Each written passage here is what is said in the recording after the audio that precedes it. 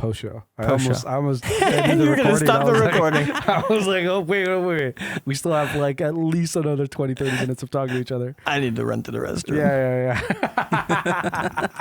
He's just ready for it. So you, Executive decision.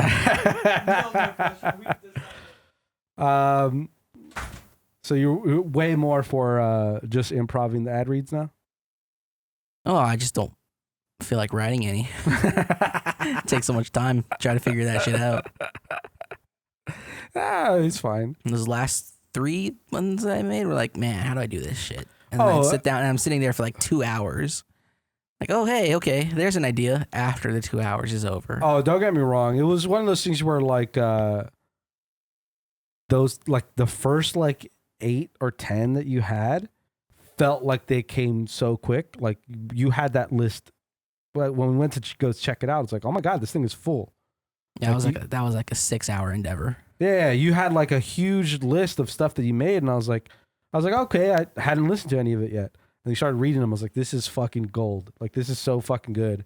And then as we started kind of going on and recording more and more, and I was like, ooh, this list is. You're like, hey, I only got 6 this week. I was like, ooh. I was like, hey, I only got 2. I'm like, ooh, this is getting a lot harder for you, huh? This is like hard to keep up with. Yeah, every once in a while I'll look at the list. I'm like, product, thing, funny. I mean, it's just, it's there's a level of the entire show so far has been like, oh, we just spitball, we just improvise, so it's not hard to record, because it's just like, hey, here's an idea, let's just spitball at each other for like whatever, an hour and a half. But yeah, having to sit down and write a cohesive ad, it's like, yeah, man, that's tough. It's tough to try to come up with something funny and try to top yourself or match yourself. Or not like make them too similar. Yeah, or not make them way too similar. But yeah, I mean, that was fun. That Goblin one was pretty good. It was so bad. It's terrible, but it was fun. It was fun to do. Yeah, it was fun. It's not well written, and it's not a perfectly performed ad, but it is really fun. With our shitty ads anyways. I just got to think of what the image is going to look like for Goblin Grooms. Some creature taking a bath. But like, there also has to be the creature annihilating a goblin in the background somehow. You put a bear in one of those big wooden bathtubs. There's a goblin brushing its back, and then in the bear's mouth is another goblin. Yeah. That's pretty good. Or still trying to like scrub teeth or do something. I like the idea of like in the bathtub. So you have like the bear belly up in the bathtub and one goblin just scrubbing it. And then like an Easter egg beneath the bear is just like a hand sticking up of a goblin. It's just been smashed under the bear. Love it. Yeah, such a fucking... I was really trying to go like, oh, this is like, hey, this is an outreach program. And then you're just like, double down. Also, they're fodder. Also, they're dying left and right. They got high numbers. We just. But it's fine because they're underpaid. Oh, goblins. Classic the classic use of goblins. Yeah. It's like the last one I've seen was what's the jackal creature? There's like a jackal creature? There's like it's almost like a dog, but like a standing dog.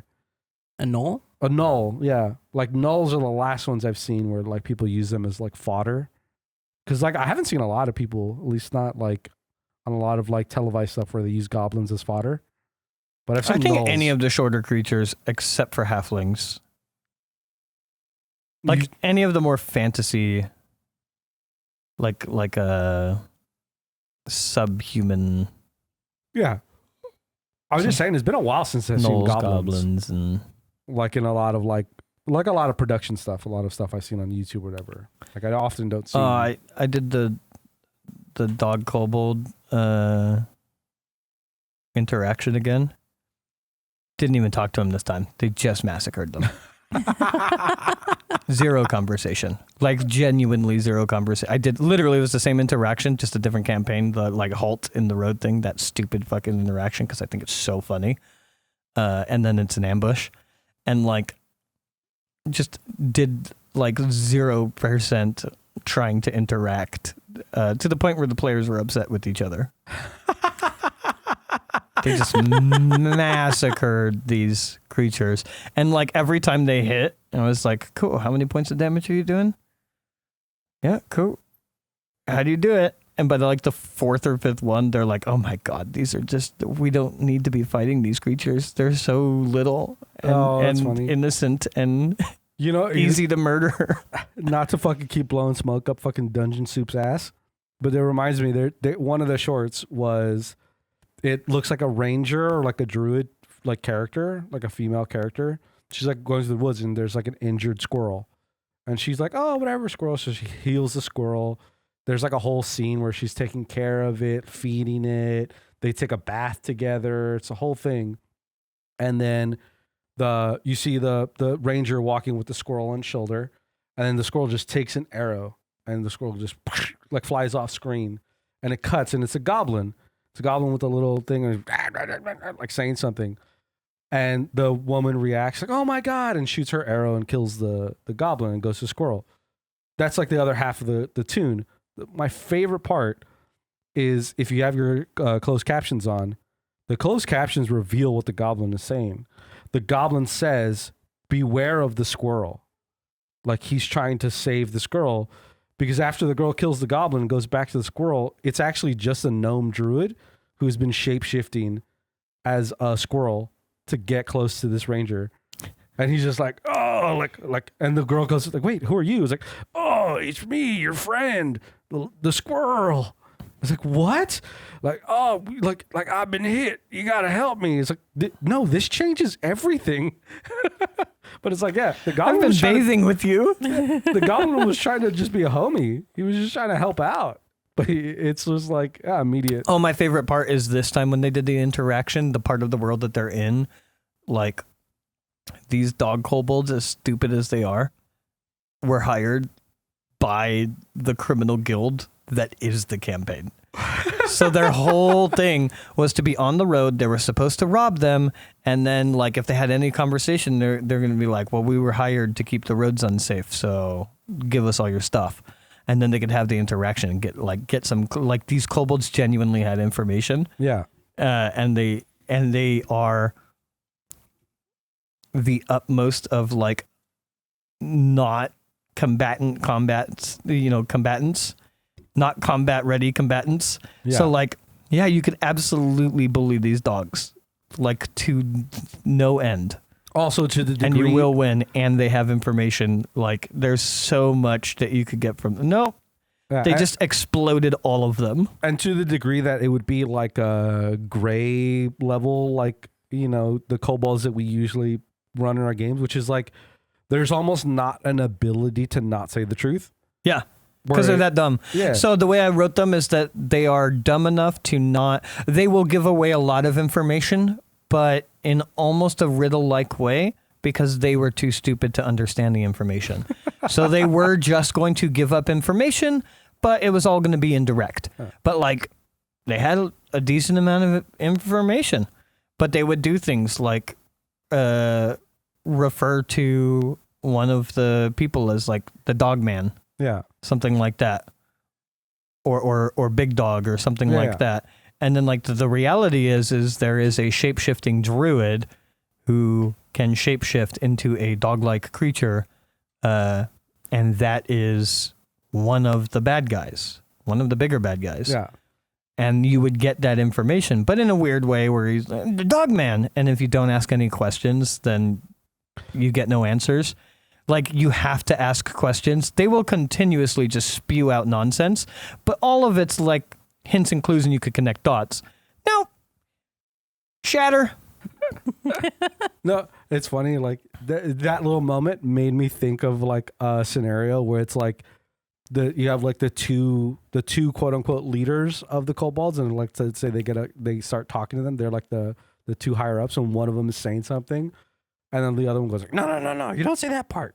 And then he keeps talking like, no, not that. Let me do this. And he starts talking. And the other one goes, no, not that part. Yeah. Like, you're saying too much. Like, they like fighting with each other. And they're like, no, you're revealing too much. I go, here, let me take over. It's like, no, don't say that.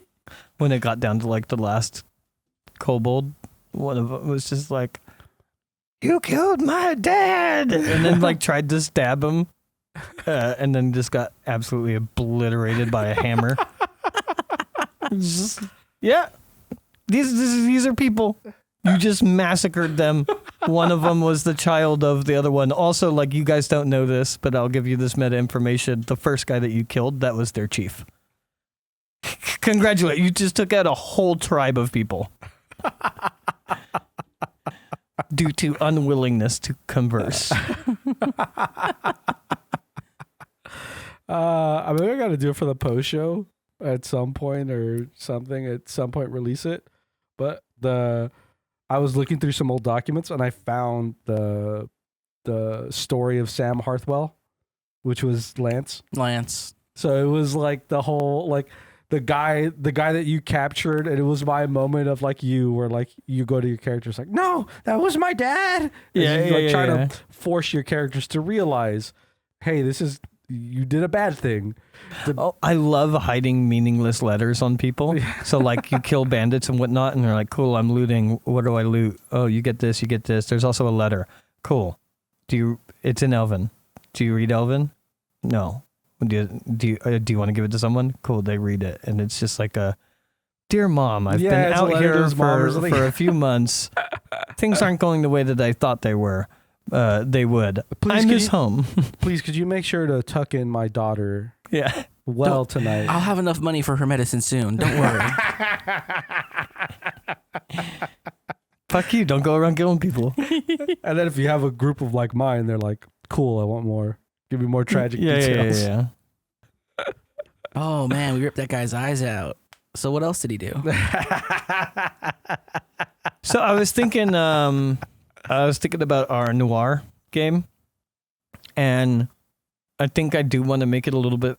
Me and Nick's talked about this a little bit, but I want to make it a little bit fantasy, where it is just the Delta Green sheet, but then exclusively for flavor reasons, you can play as whatever fantasy races that you want. It's only flavor. There are no mechanics to this. But you could play as whatever, an orc or... Are you telling me that you want me to be a noir kobold? No, I'm actually not. I think because of the buddy cop one, I think we shouldn't double down on that, doing 2 buddy cop kobolds. But yeah, you could be other fantasy creatures, but there will almost certainly be a kobold in there, yeah. But also, part of me would love, not saying that you need to do this, I could do this, or we don't need to. We just have this moment here in the post show. I just love the concept of like a kobold going to the scene and into the noir moment. The big dog's over here. And then in his head is like, yes, the dame gave me a cigarette. It stank. It stank like a queen. I go talk to Big Dog. You stay here. So I approached the man in the corner, and he's surrounded by his goons.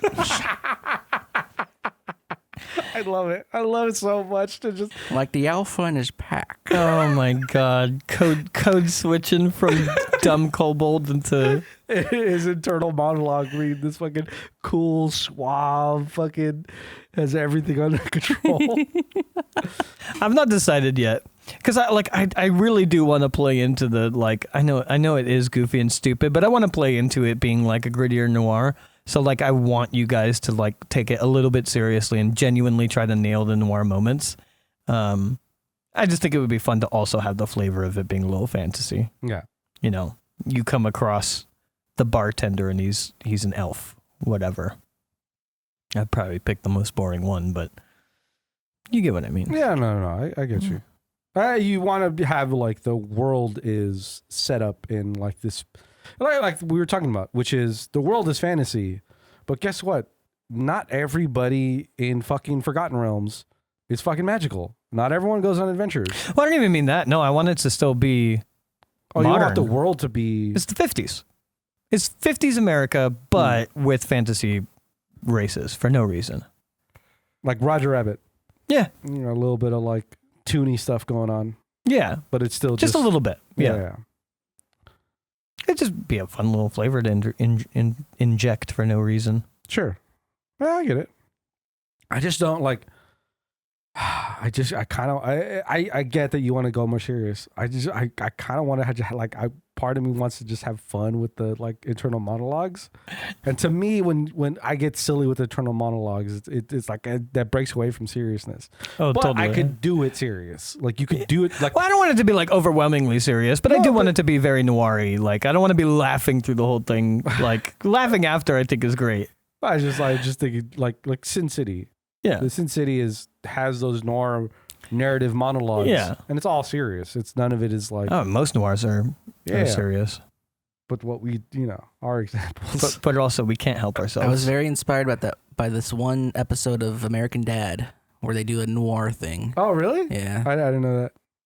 Yeah, for me, my head goes to like the game Black Cat, Sin City, Watchmen has plenty of noir style moments. Yeah. Anything to do with Rorschach. It's very, very, very noir. I just I don't have a lot of media that I can immediately think of that has that campy 50s like internal monologue. Campy, I don't know, but there's plenty I can think of that do have. Yeah. Oh, sorry. When I say campy, it's something that has at least when I look at it, seems campy at the time period, and when it was made, it was meant to be serious. Yeah. But when I see it now, I'm like, that's that's a little silly. It's a little silly. Yeah. But that's kind of what I want to achieve. Where like I don't want it to be like overwhelmingly serious by any means, but I got fed so much Sin City shit after we talked about it. I think I stumbled upon it at some point. Yeah. But just the I didn't realize how crazy that movie is with narration. Yeah. Yeah, or even like 300s like that a little bit. I was thinking today, I kind of want to start it with that. So my thought process is like, have you guys come up with the character, but only on a relatively surface level? I have not at all. No, not right now. I'm not. You don't have to do anything. But like come up with whatever accent you want and blah blah blah, and then we don't need much of a session 0, especially after we play Delta Green. This is more of one of the actual play ones, but like we could still do a little mini session 0 of like, hey, here is the business that you guys are going to be privatized. Here's the business that you guys run. Potentially, you can decide how long you've been in it together, blah, blah, blah. And then like who you are a little bit in terms of like, think about like just general personality and accents and things like that. But then when we actually start the game, I kind of want to paint you guys. This is how I want to start it, I think, is I want to paint you guys in, as in like walk you guys into the narrative a little bit, and then have each of you start the game with a noir moment to give you that starting inspiration. Just to like immediately set the mood. I already know how I want to do it, and I don't want to give away the example. Sure. But like, as an example, it would be like, you just got done with a case as you are walking down the street, smoking a cigarette, leaving behind a now widowed woman as you walk through her neighborhood back towards your car. Give me a noir moment. And just, picture in the, narrating yourself walking down the street, being overly introspective and descriptive of the scenes around you and shit like that. Like, I kind of want to start it off with a noir moment from both of you. I'll paint the general picture of what's going on around you. Also, I think kind of needs to be, it means a lot of pivoting on my side, but kind of a mechanic that needs to be involved in this system is that like, yeah, you guys do have the freedom to, be responsible with it, but canonize things. Like, you guys decide that you're, I put you guys in an office building, and this is just mid-game. I put you guys in an office building, and then you talk about how the front, in your noir moment, how the clerk at the front desk isn't paying attention at all. And it's like, yeah, they're just an aloof person now. That's just canon. Oh, you guys can kind of canonize things in your noir moments. I was going to be silly when you said that, where like, oh, you have a noir. It's like, So I took a deep breath of my menthol. It burned in my lungs. And I remembered, I should get my brakes checked. But like, yeah, just like the whole like insinuating stuff into the canon. So in the buddy cop game, you told me that, I want to have an ability where you have an ally in the city. So you get to just establish that you know somebody. Yeah. You know, like whatever it is, like, hey, we're going to go talk to a friend of mine. You're just going to make up a location, a person, that person's going to be there, and they're going to be able to give you some amount of information. Yeah. So like, hey, I know of this bodega owner on 4th, and anything that's going on in that neighborhood, he hears about. And it could be, it'll be like one of those moments like like any of these like Rush Hour movies where it's like, I don't know nothing. Oh, what are you talking about? And then you have to like have that interaction. That's so funny. You know how you could do that?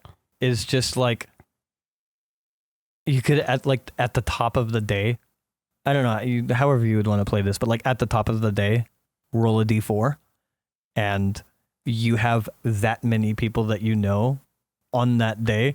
So like if you roll a 1, it's like, fuck, I gotta save that. Like whenever you, because like the idea is that like you're gonna be in a pinch at some point and you need to have someone, and it's like you're in a shootout or whatever, and your tires get blown out, and it's like, all right, look, I know a guy. We could call him up real quick. He could be a getaway driver. I don't much like dealing with them because we will owe him a favor if we call upon him, but he could get us out of this pinch. My initial concept of it was going to be a recharge system. That's what I wanted to do with normal. I think that's a good way to do it. It's like you can do it. Hold on, let me see if I know a guy. Yes, let's see if you know a guy so you can recharge it. Yeah, I like that. That's how I wanted to do the noir moments as well, because I want you guys constantly bidding for noir moments. If the whole mini campaign is noir moments, we've only but done our jobs. But I love the idea of it being a recharge system, because it's like you can only get that inspiration or whatever through, like when you need it. Yeah. You know what I mean? Like, let's say inspiration only lasts an hour or something, or maybe even shorter. So it's like, oh yeah, I want that inspiration because something's going on right now and blah, blah, blah, blah. So yeah, I'm going to go into a noir moment, roll, cool, it recharges. I go into the noir moment. I express these things. Cool. Yeah, that sounds like you're looking for something. Give me a perception check at advantage or whatever. And you're getting to canonize things in the noir moment or whatever. But like, let's say you guys are kind of in a pinch and you're in this shootout or whatever, and your tires are blown out and you want to have a noir moment.